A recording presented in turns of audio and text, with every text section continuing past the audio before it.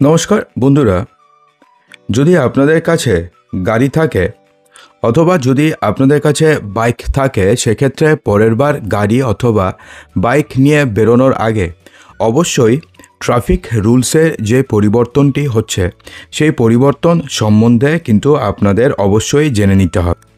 বন্ধুরা, traffic rules নিয়ে বিভিন্ন সময়ে কিন্তু নানান রকমের পরিবর্তন হতেই থাকে। তো এই পরিবর্তন যেগুলো হচ্ছে সেগুলোর মধ্যে প্রত্যেকটি পরিবর্তনই আপনাদের জানাটা একান্ত প্রয়োজন। তো চলুন আর সময় নষ্ট না করে আমরা বিস্তারিত সমস্ত কিছুই জেনে নিই। হ্যাঁ বন্ধুরা, নতুন যে নিয়মটিতে বলা হয়েছে যে ফাইন না দিয়ে দিব্যি চালাচ্ছেন গাড়ি, বাতিল হবে লাইসেন্স, আরসি, জব্বর নিয়ম এবার আনতে চলেছে পরিবহন দফতর। বন্ধুরা, বর্তমানে কি হয়, প্রতিদিন রাস্তায় ট্রাফিক আইন না মানার চলার জন্য বা অনেকে আছে যে দুজন হেলমেট পরে না, অর্থাৎ যিনি ড্রাইভার তিনি হেলমেট পরছেন, যিনি পিছনে বসে আছেন তিনি হেলমেট পরছেন না। এই কারণে তো ফাইন এখন প্রচুর লোকের হচ্ছে। আপনারও কি এখনও পর্যন্ত এরকম কোনো ফাইন হয়েছে? অবশ্যই কমেন্ট বক্সে জানাতে ভুলবেন না। কিন্তু পুরনো মোবাইল নাম্বার এবং ড্রাইভিং লাইসেন্সের মাধ্যমে জরিমানা থেকে বাঁচার পথ খুঁজে ফেলছিলেন অনেকেই। অর্থাৎ যেই মোবাইল নাম্বার ছিল ড্রাইভিং লাইসেন্সের সঙ্গে সেটা পুরনো নম্বর, অর্থাৎ সেই নম্বরটি এখন আর ইউজই করা হয় না। তো সেই নাম্বারে মেসেজ যাচ্ছিল, তো সেক্ষেত্রে সে বলতে পারছিল যে আমি তো জানিই না যে আমার মেসেজ কখন এসছে, তো আমি ফাইন কী করে দেব।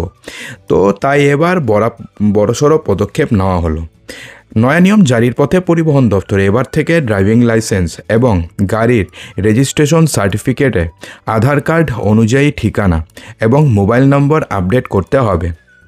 অর্থাৎ এবার যে নতুন নিয়ম রয়েছে সেখানে ড্রাইভিং লাইসেন্স, গাড়ির রেজিস্ট্রেশন সার্টিফিকেটে আধার কার্ড অনুযায়ী ঠিকানা আপডেট করতে হবে এবং মোবাইল নম্বর আপডেট করতে হবে, যেটা আধার কার্ডে লিঙ্ক রয়েছে।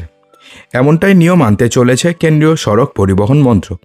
অর্থাৎ যদি কোনো কারণে ঠিকানার পরিবর্তন হয়, ড্রাইভিং লাইসেন্স এবং গাড়ির রেজিস্ট্রেশন সার্টিফিকেটেও সেটা বদলানো বাধ্যতামূলক হতে চলেছে।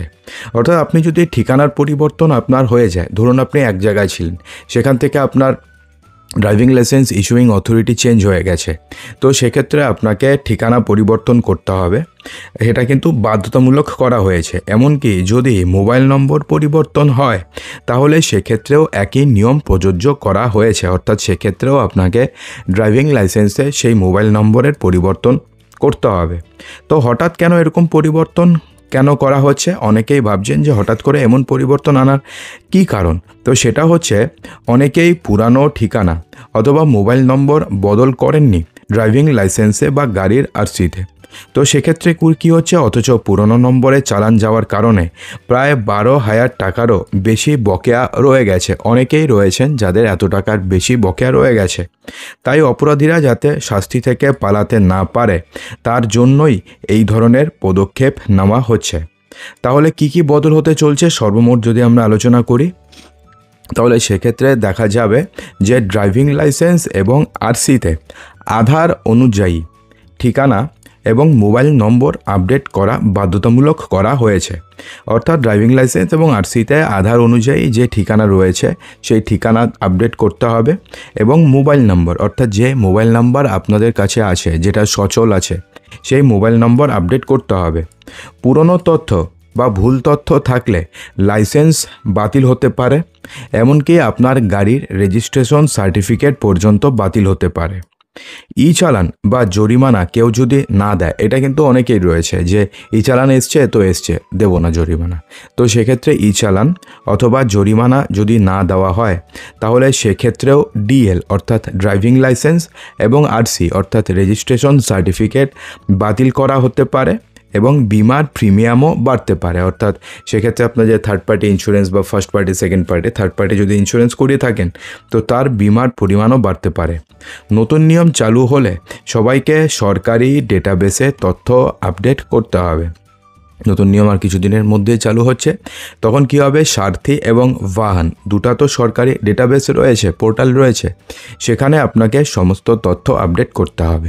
তো কি চেঞ্জ হলে, নাম্বার 1 হচ্ছে আপনার যদি ঠিকানা পরিবর্তন হয় তো সেক্ষেত্রে আপনাকে নতুন ঠিকানা আপডেট করতে হবে, ঠিক আছে। আর দ্বিতীয় যেটা রয়েছে সেটা হচ্ছে মোবাইল নম্বর। যদি আপনাদের মোবাইল নাম্বার পরিবর্তন হয় তাহলে সেক্ষেত্রেও আপনাকে সারথি এবং বাহন এই দুটো অ্যাপে গিয়ে বা দুটো ওয়েবসাইটে গিয়ে আপনাদের সমস্ত কিছু আপডেট করে নিতে হবে। তো আশা করি ভিডিওটিতে আপনাদের সমস্ত কিছুই বোঝাতে পেরেছি। যদি ভালো লেগে থাকে তো লাইক করবেন, বন্ধুদের মাঝে প্রচুর শেয়ার করবেন এবং চ্যানেলটিকে সাবস্ক্রাইব অবশ্যই করবেন। তো দেখা হচ্ছে আমাদের আগামী ভিডিওতে আরও কিছু ইম্পর্টেন্ট নিউজ নিয়ে। ততক্ষণের জন্য ভালো থাকবেন, সুস্থ থাকবেন।